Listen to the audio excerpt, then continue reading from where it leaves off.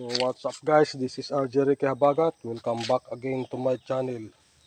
For today's video ay papakita ko lang guys na yung mga plants natin para panglagay natin sa mga tank ng ating crayfish. So kahit hindi pa tapos ang setup natin ay nagpaparami rin ako ng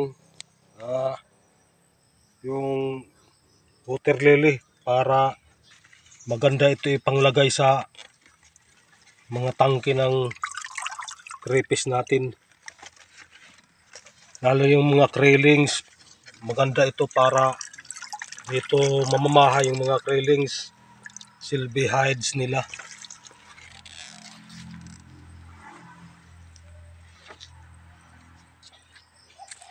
Ito guys yung bakante guys, maglagay ako dito ng ibang klaseng aquatic plants.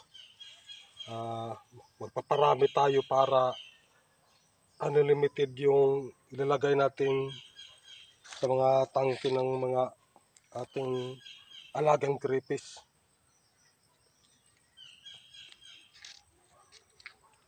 So mayroon pa dito guys mga reptab na hindi ko pa naasikaso.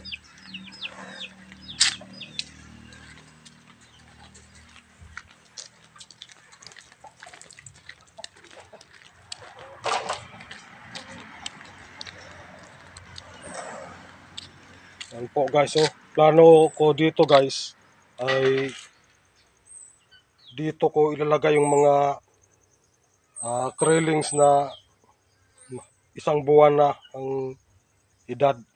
Dito ko ilalagay.